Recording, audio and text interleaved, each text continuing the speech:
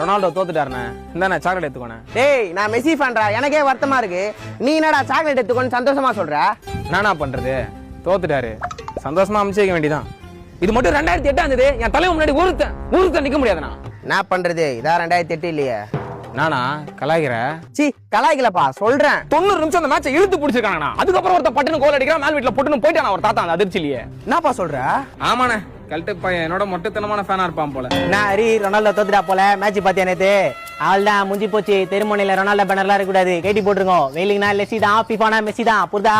புரிதுடா என்னடா சந்தோஷமா இருங்க. சரி ஃபுல்லா தீரன் குடி.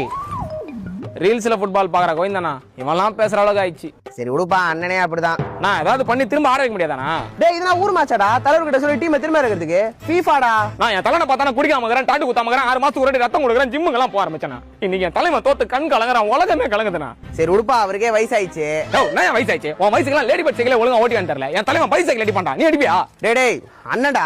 இல்லண்ணா எண்ணி 10 பாஸ் போலாம். என் தலைவனுக்கு திருவிழா காண போன புல்லா மாதிரி நிக்க விட்டானுங்க மேட்ச் ஃபுல்லா. நான் மட்டும் இந்த ஸ்டேடியம்ல இருந்தேன், நானே ஒரு பால் உருட்டி விட்டு நீ ஆன நான் பாக்குறேன்னு சொல்லிருப்பேன். அப்படி இருந்தாலும் அவர் ஆட மாட்டாரா?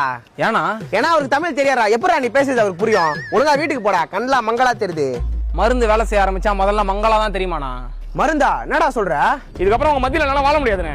ரொனால்டோ தோத்து சொல்லி அசிங்க பத்தீங்க. அதான் சாக்லேட்ல விஷம் கலந்துட்டேன். டேய் என்கிட்ட சொல்லியிருந்தாலே நான் கம்முன்னு இருந்திருப்பேன். ஏன்டா அப்படி பண்ண?